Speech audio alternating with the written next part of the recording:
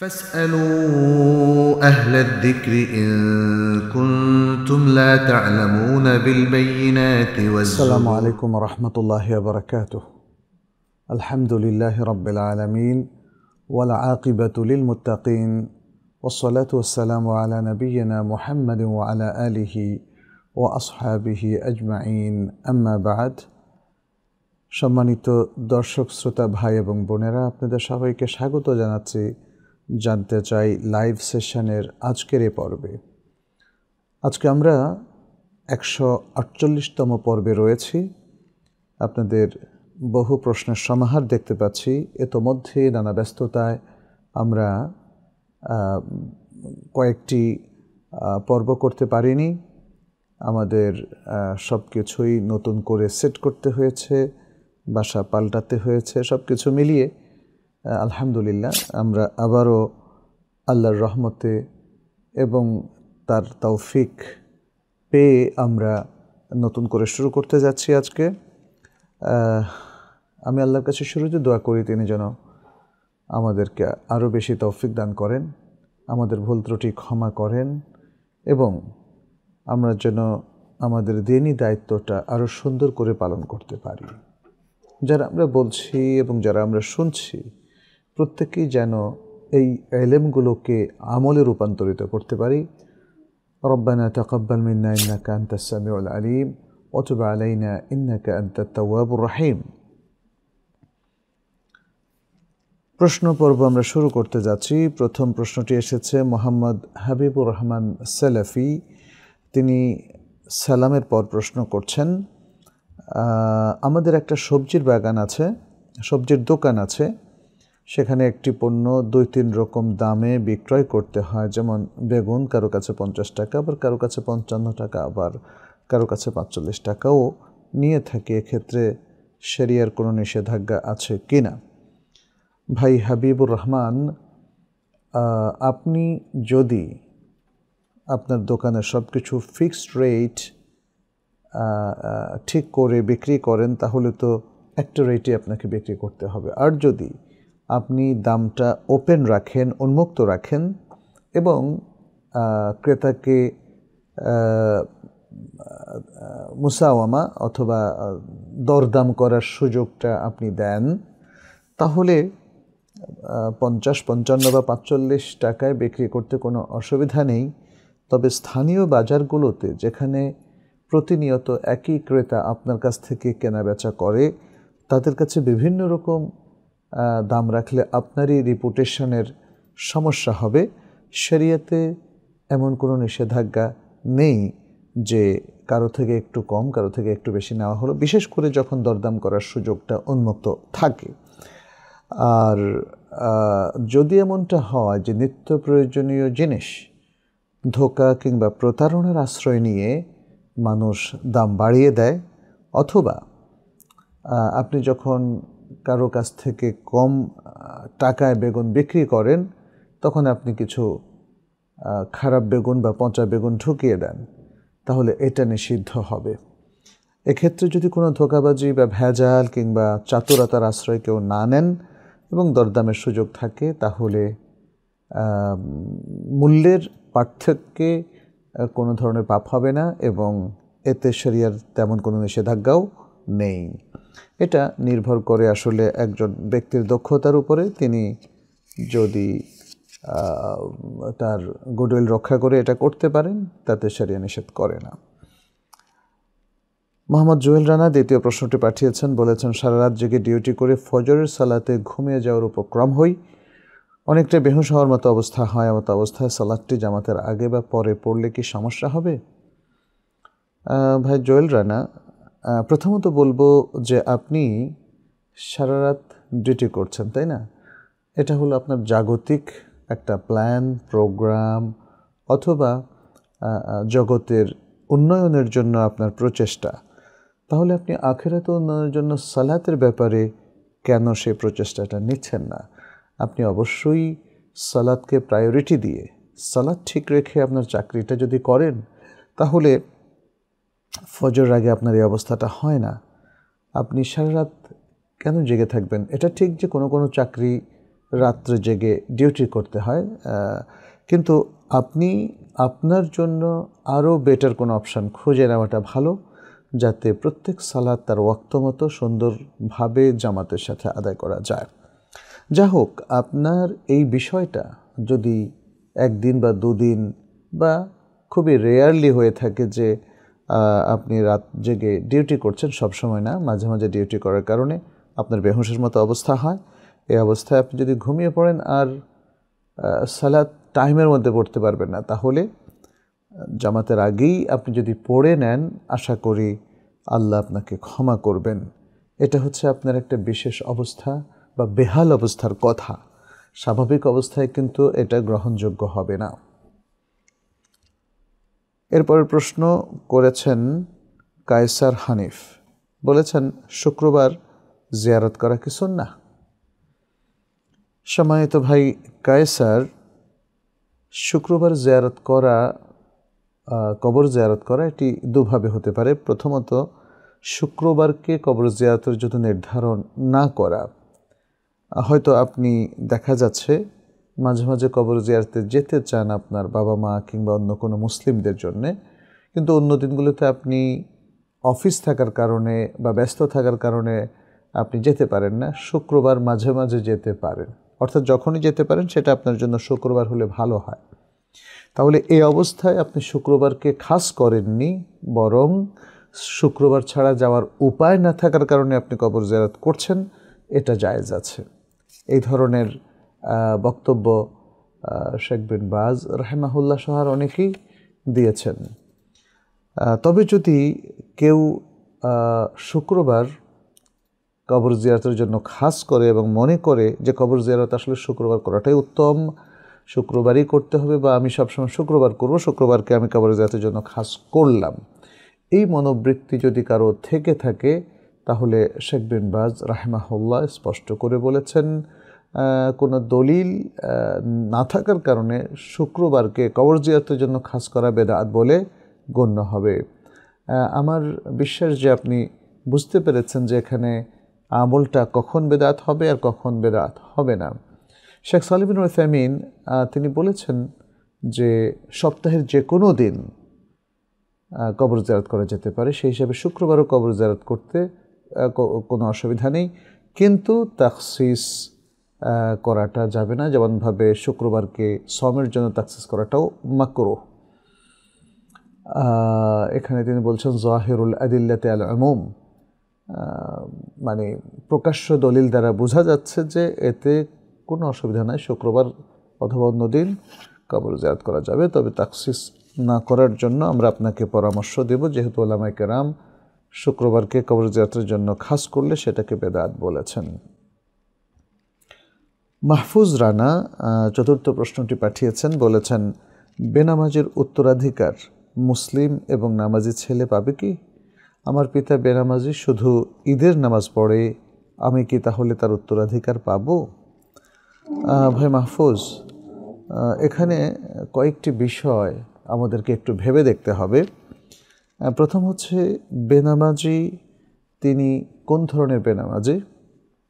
যদি তিনি এমনটা হন যে তিনি নামাজের ফরজিয়তে স্বীকার করেন না এবং সেই কারণে তিনি নামাজও পড়েন না, তাহলে বিল ইত্তেফাক সকল উলামায়ে কেরাম বলেছেন এটা বড় কুফরি।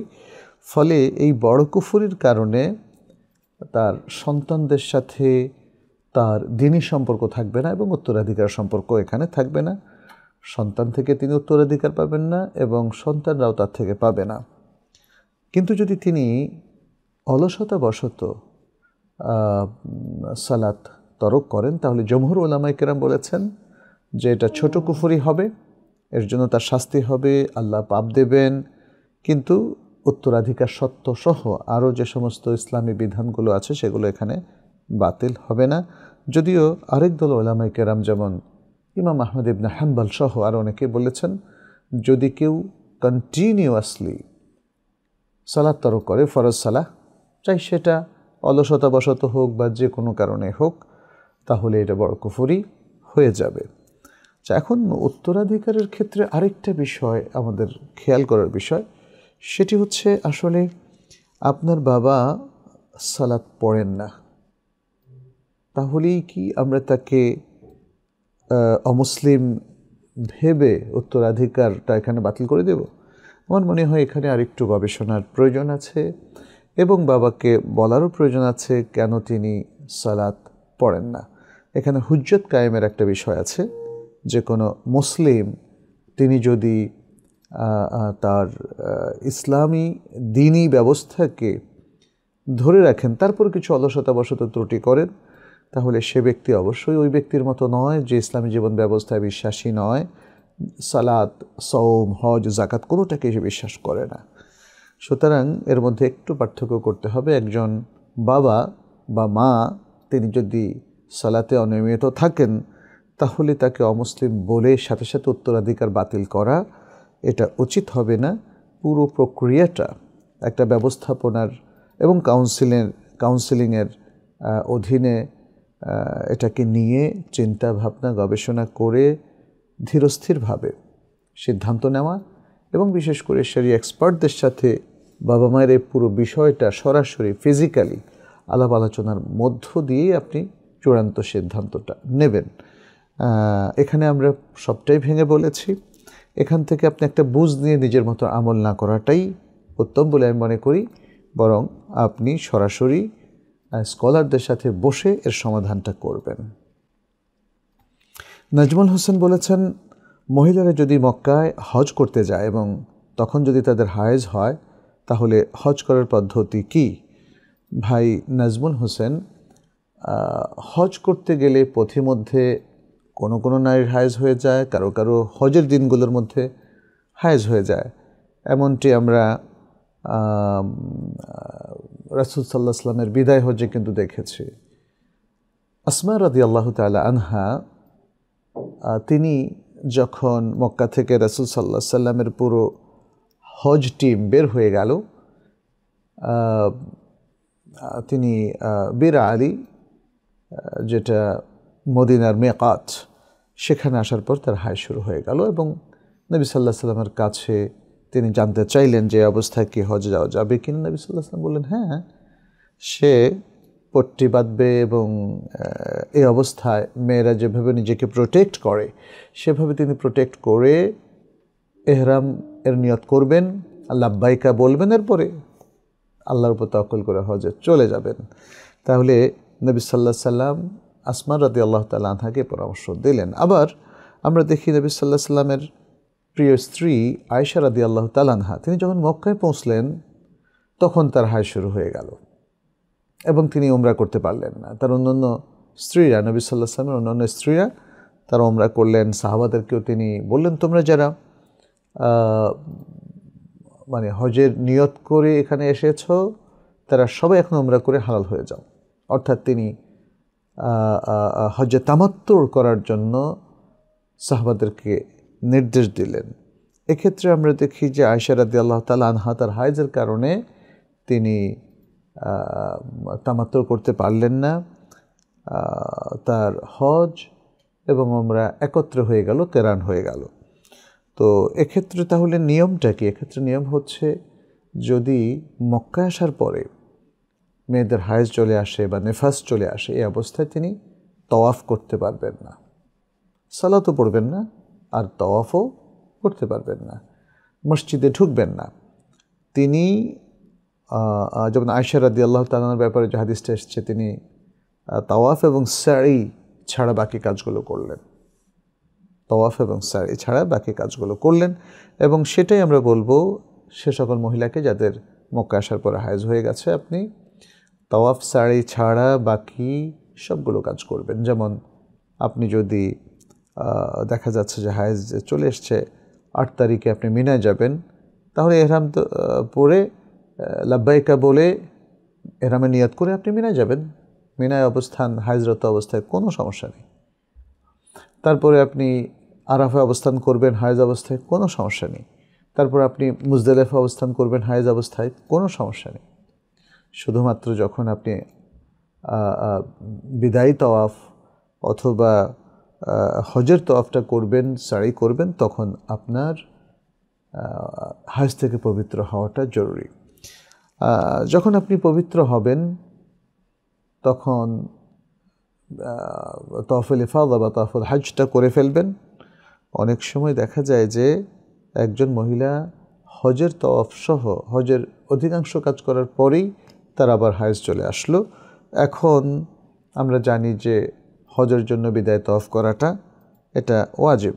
এখন মহিলা কি বিদায় তাওয়াফ করতে হবে কিনা বা তার পুরো টিম তার বিদায় তাওয়াফের জন্য অপেক্ষা করবে কিনা? উত্তর হচ্ছে যে না, মহিলাদের যখন হায়েজ চলে আসে বা নেফাজ শুরু হয়ে যায়, বিদায় তাওয়াফের ঠিক আগে অন্য কার্যক্রমগুলো সব কমপ্লিট হয়ে গেছে, তাহলে তারা বিদায় তাওয়াফ করতে হবে না। বিদায় তাওয়াফ না করে তিনি চলে আসবেন। তো আমরা বিস্তারিত বিষয়টা বললাম। হজের মধ্যে মেয়েদের হায়েজ হলে কিভাবে, কোন পদ্ধতিতে হজটা কমপ্লিট করবেন। ষষ্ঠ প্রশ্নটি পাঠিয়েছেন মোহাম্মদ রমজান আলী। বলেছেন, জানাজার সালাতে পুরুষ ও মহিলার জন্য তৃতীয় তাকবীরের দোয়ায় কি কোনো শব্দ যুক্ত করতে হবে? বিশেষ কোনো শব্দের কথা বলছেন? আমরা বলবো যে না, কোনো বিশেষ শব্দ যুক্ত করার দরকার নেই অতিরিক্ত, কারণ জানাজার সালাতের দোয়াগুলো একই রকম।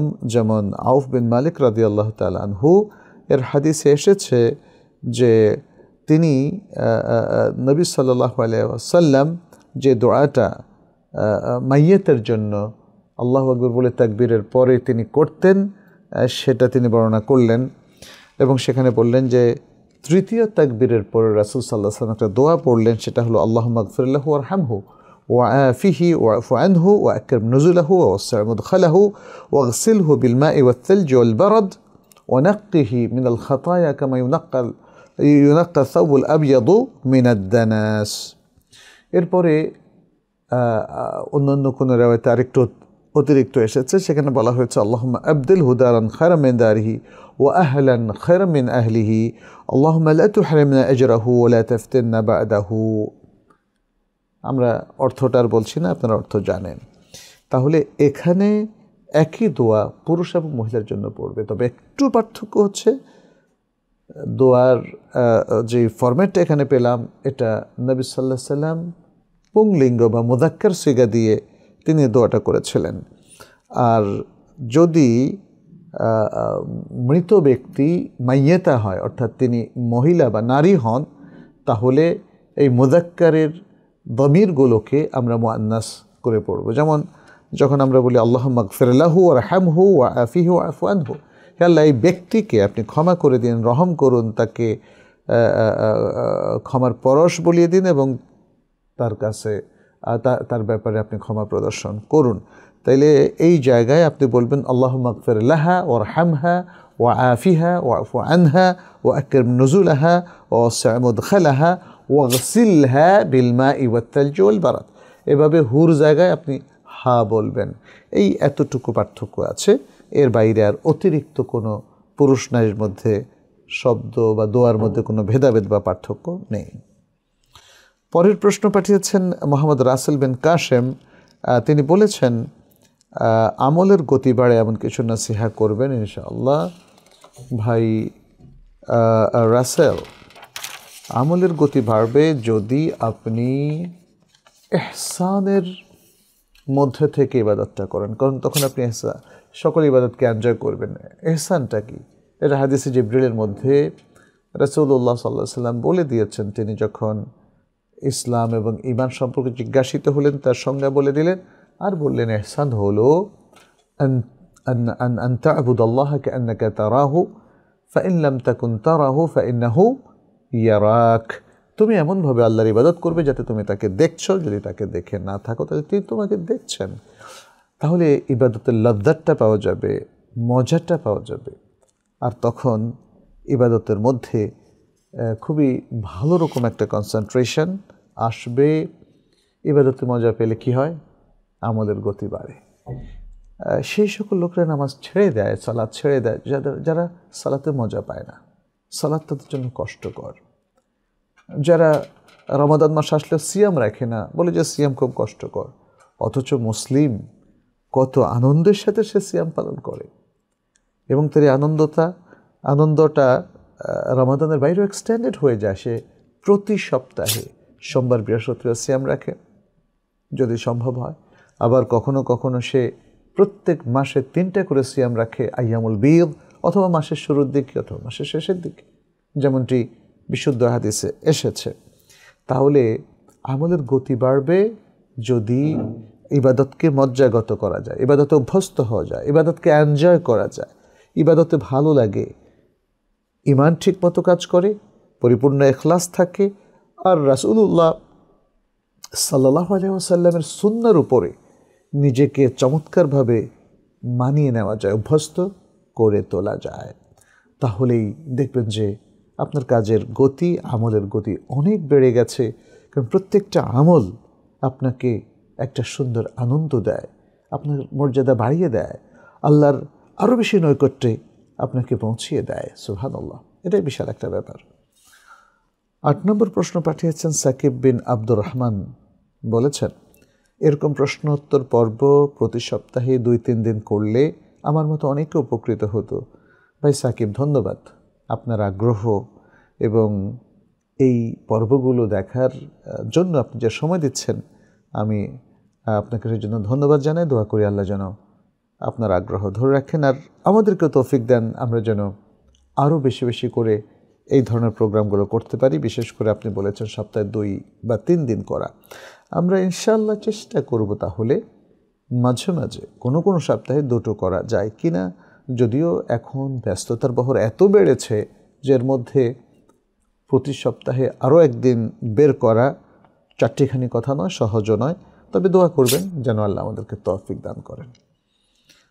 মোহাম্মদ নাহিদ হাসান বলেছেন, আমি ঢাকা বিশ্ববিদ্যালয়ের দর্শন বিভাগ থেকে গ্র্যাজুয়েশন করেছি। শিক্ষা ক্যাডারে গিয়ে কলেজের শিক্ষকতা করতে পারবো কি? সালাফদেরও আপনাদের লেখা প্রায় সব আকীদার বই আমার সংগ্রহে আছে, পড়া আছে। কারণ আমার জায়গায় অন্য কেউ থাকলে সে হয়তো নাস্তিকতার দিকে মানুষকে উদ্বুদ্ধ করতে পারে। ফলে আমি দর্শন বিভাগ থেকে যদি শিক্ষকতা করি তাহলে আমি তাদেরকে সাবধান করতে পারি এবং দর্শনের মধ্যে যে সংশয়বাদিতা আছে অথবা যেই প্রবলেমগুলো আছে, আপনি বলছেন আপনার বিশুদ্ধ বই পড়া থাকার কারণে সে সংশয়গুলো থেকে আপনি মুক্ত এবং আপনি আপনার ছাত্রদেরকেও তা থেকে মুক্ত রাখতে পারবেন। এটাই যদি আপনার উদ্দেশ্য হয় তাহলে আপনি শিক্ষকতা করতে পারবেন। তবে সাথে সাথে আমি ঝুঁকিটাও বলে নেই, দর্শনশাস্ত্র নিয়ে আমরা যখন কথা বলি আমাদের অনেক ভাইরা আমাদেরকে ভুল বুঝেন। তারা মনে করেন যে হয়তো আমরা বুঝিই না দর্শনটা কী, বা দর্শনের যখন রিফুটেশনটা আমাদের সালাফ করেছেন আমরাও করি, তারা অনেকেই আহত হন এবং অনেকেই ভাবেন হয়তো পুরো ব্যাপারটা আমাদের কাছে স্পষ্ট নয়। ভাই নাহিদ হাসান এবং আপনারা যারা দেখছেন, আপনাদের প্রত্যেককে বলি, আমরা দর্শন নিয়ে আমাদের ওলামা সালাফ যথেষ্ট সতর্ক করেছেন পুরা উম্মাকে। আজকের যে আধুনিক ফিলসফি, সেখানেও দেখেন সত্যিকার অর্থে সেখানে প্রচুর ভুল বিভ্রান্তি রয়েছে, বিচ্যুতি রয়েছে, চিন্তার অধপতন রয়েছে এবং দর্শন শাস্ত্রের মধ্যে আমরা দেখি যুক্তির প্রাধান্য, সেখানে ওহির প্রায় স্থান নেই বললেই চলে। সেখানে নাস্তিক্যবাদের একটা ভয়ঙ্কর প্রভাব। আপনি হয়তো বলবেন যে সব প্রভাব মুক্ত করে আমি নিজেকে ইসলামের উপর রাখতে চাই। ভালো কথা, আপনি যদি রাখতে পারেন তাহলে তো সমস্যা নেই। আমরা দেখেছি সৌদি আরবের বেশ কিছু ইউনিভার্সিটিতে দর্শনের মারাত্মক বইগুলো, সেগুলো কাআত আদামিল ইত্তিলা সেই সেকশনে থাকে। এমন একটা সেকশন যেখানে এই বইগুলো সিনিয়র প্রফেসর কিংবা যাদের স্পেশালাইজেশন আছে এই বিষয় এবং যারা তাদের ইসলামী চিন্তাভাবনা অত্যন্ত স্ট্রং, তাদেরকে শুধু ঢুকতে দেওয়া হয়, অন্যদেরকে ঢুকতে দেওয়া হয় না। কারণ যে কোনো একটা বই পড়েই দেখা যাচ্ছে যে একজন মানুষ সে পথহারা হয়ে যায়। একজন মানুষ যদি ভুল দর্শনগুলো, ভুল জ্ঞান বিজ্ঞানের দ্বারস্থ না হয় তাহলে সে কোরআন একটু বেশি পড়ুক আর কমই পড়ুক, সে আসলে পথ হারায় না। পথ হারায় তারা যারা ভুল এলেমের চর্চা করে, বিভ্রান্তিকর এলেমের চর্চা করে, অথবা সেই ধরনের জ্ঞানের চর্চা করে যেটা তাকে নাস্তিকবাদের দিকে ঠেলে দেয়। আল্লাহ আমাদেরকে রক্ষা করুন। এখন কোনো ব্যক্তি সে যখন বুঝতে পারলো যে দর্শন বিভাগে এর সমস্যা আছে এবং তিনি তা থেকে মানুষকে, বিশেষ করে এখানে যে খুজাবালাত, যে ভুল বিভ্রান্তিগুলো আছে সেগুলো সম্পর্কে তার ছাত্রদেরকে তিনি সতর্ক করবেন, তাহলে আমার কাছে মনে হয় এটা মন্দ নয়, চলতে পারে। বাট আপনি কি আসলে তা পারবেন, নাকি এটা একটা আপনি একটা ওসিলা পেশ করে আপনি জাস্ট এটার একটা লেজিসলেশন চাচ্ছেন যে হ্যাঁ এটা যদি জায়েজ হয় তাহলে আমার জন্য সুবিধা হয়। হাউএভার আমি বলবো যে আসলে আমাদের সালাফ যেহেতু দর্শন শাস্ত্রের ব্যাপারে যথেষ্ট সতর্ক করেছেন, আপনিও সতর্ক থাকবেন, আমরাও সতর্ক থাকব। দর্শন বা ফিলসফি যেন আমাদেরকে বিভ্রান্ত চিন্তার দিকে ঠেলে না দেয়। আল্লাহ আমাদেরকে তৌফিক দিন, হেফাজত করুন এবং আমাদের ভুল বিভ্রান্তি হলে ক্ষমা করুন। এরপরের প্রশ্ন পাঠিয়েছেন আনিসুর রহমান, বলেছেন অজুর কোনো অঙ্গতে যদি কলমের কালি বা মার্কার কালি কিংবা কোনো আঠা জাতীয় কিছু লেগে থাকে এবং অজু করার পরও যদি সেগুলো না উঠে তাহলে কি অজু হবে? দেখেন, আপনি প্রথমে বলেছেন কলমের কালি বা মার্কার কালি। কালি যদি থাকে তাতে চামড়ায় পানি পৌঁছতে কোনো সমস্যা হয় না, ফলে কলমের কালি বা মার্কার কালি এটা আপনার অজুকে শুদ্ধভাবে সম্পন্ন করতে নিষেধ করে না।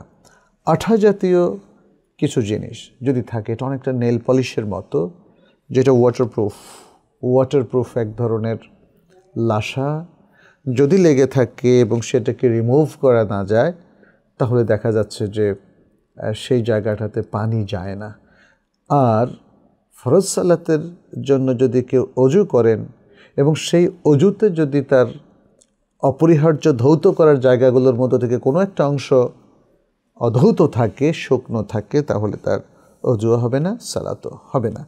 সো আমাদেরকে অবশ্যই অনেক বেশি সতর্ক হতে হবে। এরপরের প্রশ্ন করেছেন সোহেল সরওয়ার। তিনি বলেছেন, আমার 4 বছর বয়সী ছেলের সাথে এবছর ডিসেম্বরে উমরা করতে যাচ্ছি। সে এখনও ডায়াপার ব্যবহার করে। এরম অবস্থায় তাকে ডায়াপারও ব্যবহার করতে হবে। এজন্য আমি তার পক্ষ থেকে কাফারা হিসেবে 3 দিন সিয়াম রাখার পরিকল্পনা করছি। আমার প্রশ্ন হলো, ডিসেম্বরে যেহেতু শীতের মৌসুম, ঠান্ডার কারণে যদি তাকে জ্যাকেট পরতে হয় তাহলে এই 3 দিনের রোজাই কি যথেষ্ট হবে, নাকি জ্যাকেট পরার ভিন্ন কোনো কাফারা আছে?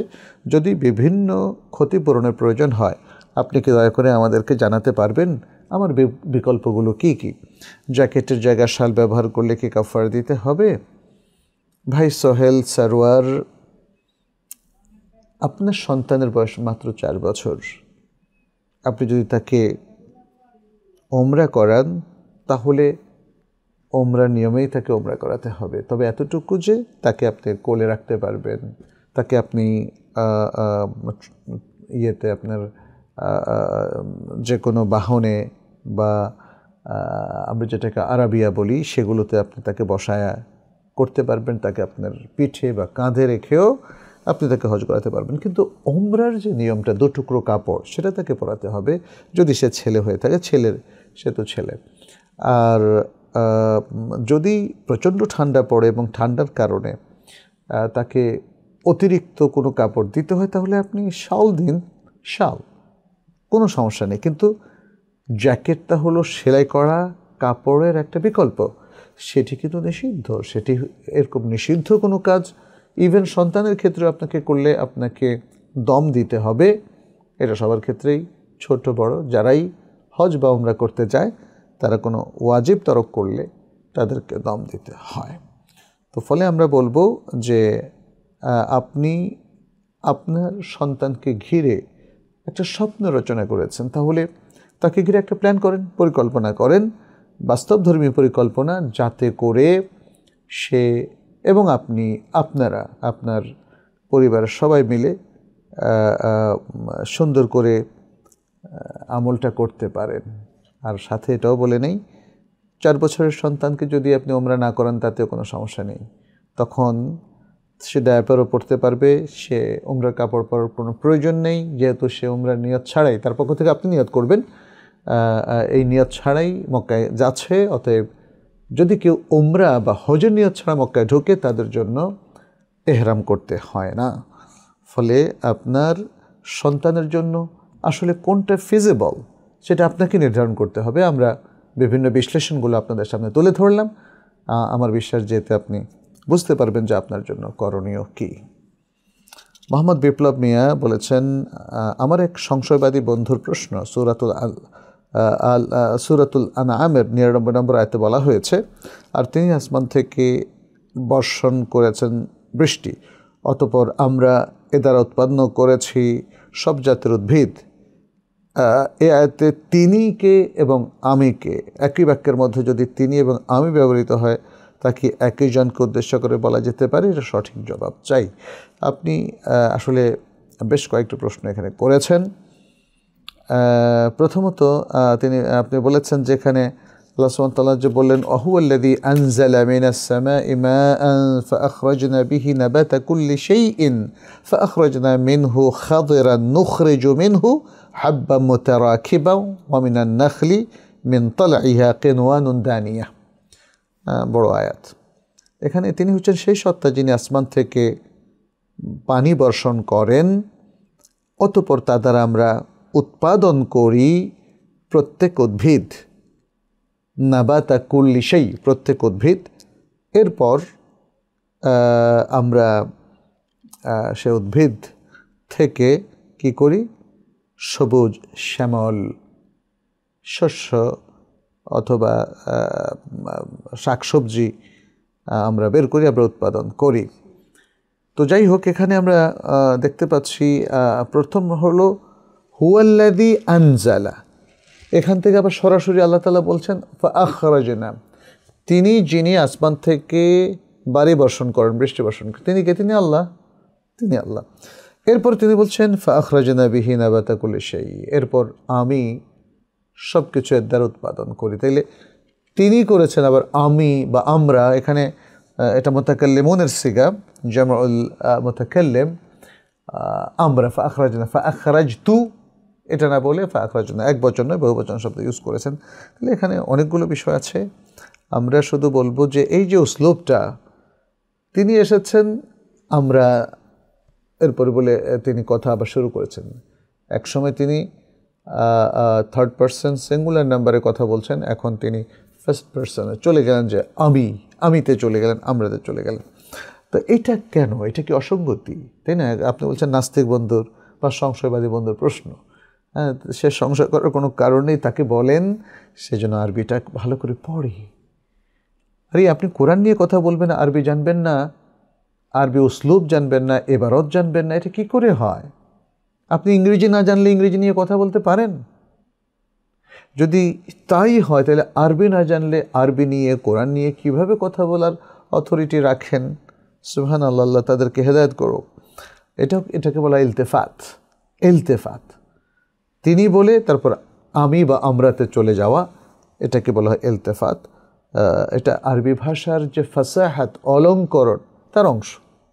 আল ফাসাহা ওয়াল বালাগা, আমরা এই শাস্ত্রের কথা শুনেছি। অতএব ইলতেফাত এটা চমৎকার একটা ভাষা তত্ত্বের এবং ভাষার অলঙ্কারের একটা দিক, সৌন্দর্যের একটা দিক, যেটাকে ফাসাহা বলা হয়। অতএব এখানে তিনি বলে তারপরে আমি বা আমরা বলাটা যথোচিত হয়েছে, যথেষ্ট সুন্দর হয়েছে এবং ঠিক হয়েছে, কারণ এটা আরবি উসলুবের সাথে 100% সঙ্গতিপূর্ণ। ফলে এর মধ্যে কোনো ত্রুটি নাই এবং এটা আরবি ভাষার সৌন্দর্য আরও বাড়িয়ে দিয়েছে। আবদুল্লাহ রিপন তিনি বলছেন, আমাদের বাড়ির আশেপাশে কোনো সালাফি মাদ্রাসা নেই, কিন্তু অন্য মাদ্রাসা আছে, যেমন কওমি মাদ্রাসা। এক্ষেত্রে কি আমার সন্তানকে আমি ওইসব মাদ্রাসা পড়াতে পারবো? যদি এমনটাই হয় যে ওইসব মাদ্রাসা ছাড়া কোনো শিক্ষা প্রতিষ্ঠান নাই, তাহলে বাসায় এদেরকে রেখে শিক্ষা থেকে বঞ্চিত করবেন না, এদেরকে আপনি পড়াবেন। আর যেন কোরআনটা শুদ্ধ করে পড়তে শেখে, হাদিস শেখে, আর আকীদার বইগুলো বা ইমানের বইগুলো আপনি নিজে পড়াবেন। ওই জায়গায় অনেক সময় এই গ্রামীণ মাদ্রাসাগুলোর একটা ডিস্টর্শন আছে, বিচ্যুতি আছে, ফলে তারা মানুষকে অনেক সময় ইমান আকীদার ক্ষেত্রে, ইবাদতের ক্ষেত্রে মিসগাইড করে। তো আপনার সন্তানকে আপনি সেটা করবেন না, কিন্তু তার তো একটা প্রাতিষ্ঠানিক শিক্ষা প্রয়োজন, হিফজ করা প্রয়োজন, আরবি বর্ণমালার উপর তামরিন করা, অনুশীলন করা প্রয়োজন। ফলে আপনি সেই সুযোগটা হারাবেন না, সেটা করবেন যতক্ষণ পর্যন্ত না সহি মানহাজের আকীদার কোনো মাদ্রাসা আপনার এলাকায় পাওয়া যায়। সেই কাজটা ইনফরমালি আপনি নিজেই করবেন, নিজেই তাকে শেখাবেন। মোহাম্মদ সাদ্দাম হোসেন বলেছেন, সালাত চলাকালীন অজু ভেঙে গেলে অজু করে আসলে কি তাকবীর দিয়ে সালাত শুরু করতে হবে? আর যদি অজু করে এসে দেখি ইমাম সাহেব সালাত শেষ করে ফেলেছেন, তখন করণীয় কি? আর আকীদার জন্য কোনো একটি বই কি যথেষ্ট? 3টা প্রশ্ন করেছেন, আমরা একটা একটা করে উত্তর দিচ্ছি। সালাত চলাকালীন ইমামের পেছনের মুক্তাদি যিনি আছেন, তার যদি অজু টুটে যায়, তাহলে তিনি অজু করতে চলে যাবেন। তিনি সফের মাঝখান দিয়ে যেতে কোনো অসুবিধা নেই, কারণ যখন কোনো জামাতের ইমাম থাকে তাহলে ইমামের সতরাটাই সবার জন্য সতরা। অতএব তিনি প্রয়োজনে সফগুলোর মাঝখান দিয়ে হাঁটবেন, তাতে কোনো অসুবিধা নেই। আব্দুল্লাহ ইবনে আব্বাস রাদিয়াল্লাহু তাআলা আনহু তিনি মিনার দিনগুলোতে এমনটি করেছিলেন। শুধু নিজে একা না, তার ঘোড়া অথবা যে বাহনের উপর তিনি ছিলেন সেটাকেই মুসল্লিদের সফের মাঝখানে দিয়ে তিনি চালিয়ে দিয়েছিলেন। তো এটা একটা বিষয়। অজু ভেঙে গেলে সালাত শেষ হওয়ার আগে, ইমাম সালাম ফেরানোর আগেই যদি আবার এসে সে সালাতে আপনি যোগদান করতে পারেন, তাহলে যোগদান করবেন, আপনাকে নতুন করে সালাত শুরু করতে হবে না। তবে এক্ষেত্রে আপনি প্রশ্ন করেছেন তাকবীর কি দিতে হবে? উত্তর হচ্ছে যে তাকবীর দিতে হবে বা দেওয়ার রেওয়াজ এটা রাসূল সাল্লাল্লাহু আলাইহি সাল্লাম থেকে এই ক্ষেত্রে নাই, কারণ তিনি তো মাসবুক না যে আল্লাহু আকবার বলেই তিনি তাকবীর দিয়ে ইমামের সাথে ঢুকলেন, বরং তিনি তো ইমামের সাথে আগেই ঢুকেছিলেন। এখন মাঝখান দিয়ে দ্বিতীয় বা তৃতীয় রাকাতে তার সমস্যা হচ্ছে বলে, বা তার অজু টুটে গিয়েছে বলে অজু করে এসে আবার তিনি ঢুকবেন। আবার ঢোকার ক্ষেত্রে নতুন করে তো সালাত শুরু করার কথা বলা হচ্ছে না, অতএব তাকবীরটা তার প্রয়োজন নেই। তবে যদি অজু করে এসে দেখেন যে ইমাম সালাত শেষ করে ফেলেছে, তাহলে আপনার সালাতও শেষ, আপনাকে আবার অজুটাকে যেহেতু আপনি রিপিট করেছেন, সালাতটাকে এবার শুরু থেকে রিপিট করতে হবে। তার মানে এখানে বিধানটা হলো, যদি কোনো ব্যক্তি এককভাবে সালাত পড়ার সময় তার অজু টুটে যায়, তারপরে অজু করে এসে সে আবার নতুন করে সালাত শুরু করবে, তার আগের সালাতটা হবে না। কিন্তু যদি সে মুক্তাদি হয়, তাহলে ইমামের শেষ করার আগে যদি সে আবার অ্যাড হতে পারে, তাইলে তার যতটুকু সালাত আগে হয়েছে সেটা ভ্যালিড হবে, তার সাথে যে কয়েক রাকাত এখন প্রয়োজন সেটা করবে। আর আরেকটা হচ্ছে, যদি অজু করে এসে দেখেন যে ইমাম সালাত শেষ করে ফেলছে, সালাম ফিরিয়ে ফেলছে, আপনি কি করবেন? আপনার অজু তো করা হলো, এটা আমার মনে হয় আমি একটু আগে বলেছিও। আপনি নতুন করে আবার সালাত শুরু করবেন। এই ধরনের ফাতাওয়া শেখ বিন বাজ রাহমাহুল্লাহ সহ আরও অনেক উলামায়ে কেরাম দিয়েছেন, দলিলের ভিত্তিতেই তারা দিয়েছেন। যেহেতু আমরা বললাম যে ইমাম সালাত শেষ করে ফেললে আবার নতুন করে সালাত শুরু করতে হবে, তাহলে দুই অবস্থা এটা করতে হবে। একক সালাতের ক্ষেত্রে অজু টুটে গেলে আবার নতুন করে অজু করে আবার সালাত শুরু করা। 2, ইমামের সাথে সালাত শুরু করার পরে অজু করে এসে দেখেন যদি ইমামের সালাত শেষ, তাহলে আপনাকে নতুন করে সালাতের শুরু থেকে আল্লাহু আকবার বলে শুরু করতে হবে। আকীদার জন্য যে কোনো একটা বই যথেষ্ট কি না? আপাতত যারা আপনারা প্রাথমিক শিক্ষার্থী, আপনাদের জন্য যে কোনো একটা বই যথেষ্ট। যেমন আকিদাতুত তাওহীদ, শেখ সালেহ ফাওজানের লেখা, বাংলায় এর সুন্দর ঝরঝর অনুবাদ রয়েছে, আমি অনুবাদটা করেছিলাম।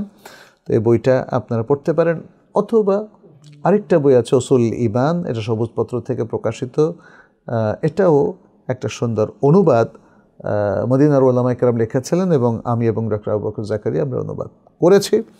তো সেটা একটা চমৎকার একটা রেফারেন্স, এবং এই দুটো বই যদি আপনাদের ঘরে থাকে সেটাও খুব উত্তম হতে পারে। এরপরে তাইব একাডেমির প্রকাশিত আরেকটা বই আছে, আকিদাতু আহলুস সুন্নাহ ওয়াল জামাআহ, আহলুস সুন্নাহ ওয়াল জামাআতের আকিদা। সে বইটা যথেষ্ট সংক্ষেপ, তবে আপনাদের জন্য উপকারী হবে, বুঝতে উপকারী হবে, খুব সহজ সাবলীলভাবে বোঝানোর চেষ্টা করেছি। সেক্ষেত্রে আকিদারের ছোট্ট বইটা সহ 3টা বই আপনারা বাসায় রাখতে পারেন। এর বাইরে আর অনেক ভালো ভালো বই আছে। আপনি islamhouse.com-এর মধ্যে আকিদার উপর অনেক ছোট ছোট বই এবং বড় বড় বইও পাবেন। আপনি islamkio.info-র মধ্যে আকিদার একটা পুরো চ্যাপ্টারই পাবেন। সেগুলো পড়াশোনা করলে আমার কাছে মনে হয় আমাদের জন্য যথেষ্ট হতে পারে, আলাদা কোনো বই না থাকলেও চলবে।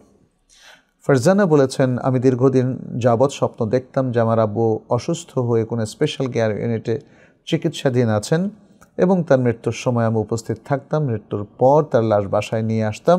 আমি ভাবতাম এই স্বপ্ন হয়তো শয়তানের পক্ষ থেকে দেখানো হচ্ছে, আমাকে বিভ্রান্ত করা হচ্ছে। কিন্তু কিছুদিন আগে আমার আব্বু মারা গেলেন এবং প্রত্যেকটা ঘটনা স্বপ্নের সাথে হুবহু মিলে গেছে। তবে কি স্বপ্ন আমাকে ভবিষ্যৎ দেখানো হয়েছে? যদি এরকম হয় তাহলে আরেকটা স্বপ্ন আমি দীর্ঘদিন ধরে দেখছি যার ফলাফল ভয়ানক হতে যাচ্ছে। এখন আমার করণীয় কি? ভাই, স্বপ্ন আসলে ওইভাবে একদম হুবহু হয় না। আপনার বাবার ক্ষেত্রে যেটা হয়েছে, আপনি স্বপ্ন দেখেছেন, হুবহু মিলেছে এটা সত্য নয়, অনেকটা মিলেছে, এটা মিলতে পারে। যাকে আমরা বলি কাকতালীয় ব্যাপার, তাই না? এটা আল্লাহর তাকদীর, এটা হতে পারে। এই ধরনের ঘটনা যে হাজার হাজার তা না। 1000 ঘটনার মধ্যে আপনার এই ঘটনা যদি 2-1টা ঘটে, এটাকে আসলে ওইভাবে গুরুত্ব দেওয়া যাবে না, কারণ বাকি 999টা বা 990টা ঘটনাতেই তো এটা ঘটে নাই। তাহলে আপনি এটাকে এইভাবে দেখছেন কেন? এটা ঠিক হবে না। আর এখন যে আপনি ভুল বা ভয়ঙ্কর স্বপ্নটা দেখছেন, এটা যে কাউকে বলবেন না। ভুল তাবিরের জন্য আপনি উতালা হবেন না। আপনি সে আমলগুলো করবেন যে আমলগুলো ভয়ঙ্কর স্বপ্ন দেখলে মানুষ করে থাকে। বাম দিকে যখন ঘুম থেকে উঠে যাবেন ভয়ঙ্কর স্বপ্ন দেখে 3বার থু থু থু করবেন এবং তারপরে আল্লাহর আশ্রয় চাইবেন এবং আপনি পাশ ফিরে শোবেন। তাহলে এই আমলটা করলেই দেখবেন যে ওই স্বপ্নটা আপনার জন্য আর ভয়ঙ্কর হবে না এবং আপনার কোনো বিপদ ডেকে নিয়ে আসবে না। তবে যে কোনো স্বপ্নের ভুল তাবির এটা মানুষকে ঝুঁকির মধ্যে ফেলে দেয়। যেমনটি আয়েশা রাদিয়াল্লাহু তাআলা আনহার সাথে রাসূল সাল্লাল্লাহু আলাইহি ওয়াসাল্লামের কথোপকথনের সময় এটা স্পষ্ট হয়ে গেছে যে না জেনে যেন কেউ তাবির না করে এবং কেউ যেন তাবিরের ক্ষেত্রে উল্টাপাল্টা না করে এবং শয়তানি একটা তাবির দিয়ে যেন শেষ না করে, কারণ প্রথম তাবিরটা খুব গুরুত্বপূর্ণ। রাসূল সাল্লাল্লাহু আলাইহি ওয়াসাল্লামের হাদিস থেকে সেটা বোঝা যায় যে ভুল তাবির করলে ব্যক্তি সেই জিনিসের মধ্যে আবদ্ধ এবং আক্রান্ত হয়ে যেতে পারেন। আচ্ছা, এরপরে আরেকটা প্রশ্ন বলে আমি আজকে শেষ করব। সেটি হচ্ছে, ইমামকে দ্বিতীয় রাকাতে পেলে সানা পড়া লাগবে কিনা? ইমামকে দ্বিতীয় রাকাতে কেউ যদি শুরু থেকে পান তাহলে সানা পড়বেন, এটা উত্তম। এটা আমাদের অনেক শাইখরা বলেছেন।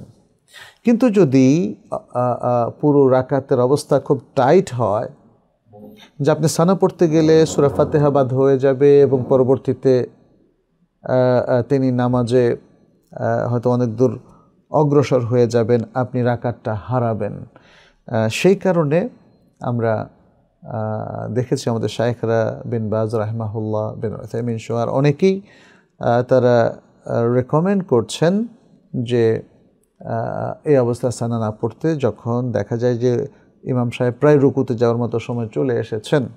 তবে যদি তারা এটাও বলেছেন, যদি সময় থাকে এবং দেখা যাচ্ছে যে কিরাত লম্বা হচ্ছে বা হবে, তখন আপনি দ্বিতীয় রাকাতে মাসবুক হলে দ্বিতীয় রাকাতে অথবা তৃতীয় রাকাতে যেখান থেকে আপনি মাসবুক, তার আপনার প্রথম রাকাতে আপনি সানা পড়তে পারবেন। তো আজকে আমরা মোট 16টা প্রশ্ন নিলাম, আর আমাদের কাছে আপনাদের অনেকগুলো লাইভ প্রশ্ন কিন্তু অলরেডি এসে গেছে। আমি এই লাইভ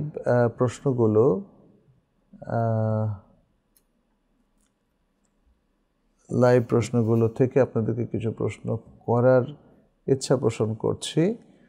তবে তার আগে আমি একটা বইয়ের পরিচিতি আপনাদেরকে দেব, যেটা আমাদের সংকলিত একটি বই, মুমিনের পারিবারিক জীবন, এবং এর ভিত্তিতে একটা কোর্স ইসলামী পারিবারিক জীবন, IFL, ইসলামিক ফ্যামিলি লাইফ, এভাবে আমরা অফার করেছি। বইটা হলো মুমিনের পারিবারিক জীবন। এই যে আপনাকে দেখাচ্ছে মুমিনের পারিবারিক জীবন। এই বইয়ের সংকলনে রয়েছি আমি, মোহাম্মদ মনজুর এলাহি, এবং আমার সাথে ফয়সাল বিন আলম, এবং আমরা দুজনে মিলেই ইসলামের আলোকে পারিবারিক জীবনের কোর্সটা ওপেন করেছিলাম। আলহামদুলিল্লাহ যথেষ্ট সাড়া, প্রচুর মানুষ উপকৃত হচ্ছেন। কারণ আজকে পারিবারিক জীবনে অনেকেই খুবই ঝুঁকির মধ্যে আছেন, কষ্টের মধ্যে আছেন, সমস্যার মধ্যে আছেন, মিসআন্ডারস্ট্যান্ডিংয়ের মধ্যে আছেন। এই অবস্থাগুলো থেকে কি করে নিজেকে উদ্ধার করা যাবে এবং একটা সুন্দর টিমওয়ার্কের মধ্য দিয়ে ভালোবাসা, মমতা, স্নেহ, এসব কিছুকে উপজীব্য করে একটা হ্যাপি স্ট্রং ফ্যামিলি কী করে তৈরি করা যায়, এই কোর্সটা আপনাদেরকে সেদিকেই নিয়ে যাবে ইনশাল্লাহ। অতএব আমরা খুবই হাইলি রেকমেন্ড করছি আপনারা এই কোর্সটা করুন, ইসলামের আলোকে পারিবারিক জীবন। আল্লাহ আমাদের সবাইকে তৌফিক দান করুন। এখন আপনাদের কিছু লাইভ প্রশ্ন আমি নিচ্ছি। হাসান আহমদ অমিত বলেছেন, অনলাইন বাদে দিনের গভীর জ্ঞান অর্জন করব কিভাবে? আমি জেনারেল পড়ি, অনার্স 2য় বর্ষ, তবে আমি দিনের গভীর ইলম অর্জন করবই, একাকী তো বই পড়ে সম্ভব নয়, পরামর্শ দিন। আপনি অনলাইনের চাইতে ঠিকই বলেছেন, অফলাইনটা বেটার, বাট যারা অফলাইনে একদমই পারে না তাদের জন্য তো অনলাইনটা বেটার হতে পারে, তা না হলে তো একদম ইলম থেকে ডিটাচড হয়ে যাবেন, তাই না? অতএব অনলাইন অফলাইন, আজকের যুগে আসলে অনলাইন অফলাইন দুটো মধ্যে সমন্বয় দেখা যায়। কিছু জিনিস আমি যখন হাতের নাগালে পাচ্ছি না তাহলে অনলাইনে, আবার যেগুলো হাতের নাগালে পাচ্ছি এবং আমার পর্যাপ্ত সময় আছে এবং সেখানে গিয়ে পড়ার সুযোগ আছে, তাহলে আমি অফলাইনে বা অন ক্যাম্পাস পড়াশোনাটা আমরা করব। তো গভীর জ্ঞান অর্জন করার জন্য আমাদেরকে অবশ্যই জ্ঞানী গুণীদের কাছে যেতে হবে, তাদের কাছ থেকে ইলম অর্জন করতে হবে এবং সেই ইলম অনুযায়ী আমল করতে হবে, তাহলেই দিনের গভীর জ্ঞান অর্জন হবে। নিজে নিজে পড়ে সম্ভব নয়, অনলাইন থেকে সম্ভব নয়, এবং বই পড়েও সম্ভব নয়। যদিও বই পড়ার প্রতি আমরা খুব উদ্বুদ্ধ করছি, কিন্তু আপনাকে একটা সিস্টেমে ঢুকতে হবে, বিভিন্ন শাইখদের আন্ডারে আপনাকে পড়তে হবে, হালাকা করতে হবে, অথবা দুরুস ইলমিয়া, মুহাদারাত ইলমিয়াতে আপনাকে আসতে হবে, তাহলেই আপনি গভীর জ্ঞান অর্জন করতে পারবেন। শামীম সুলতানা বলেছেন, আমার প্রায় 13 ভরি প্লাস স্বর্ণ আছে, এটা আমার একমাত্র সম্পদ, আমি একজন গৃহিণী। আমার প্রশ্ন হচ্ছে, আমার উপর কি এই স্বর্ণ বিক্রি করে হজ ফরজ হয়েছে?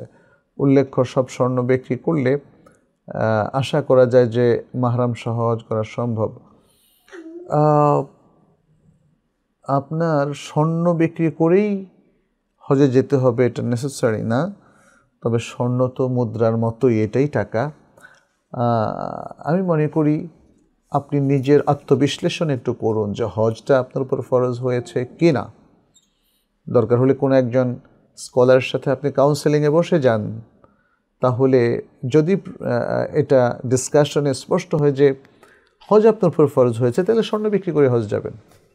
আর যদি দেখা যায় যে না, আপনার উপর স্বর্ণ বিক্রি করে হজে যাওয়াটা ফরজ হয়নি বা এটা সমীচীন হচ্ছে না, তাহলে সে অবস্থায় আপনি বিকল্প কোনো পদ্ধতি, বিশেষ করে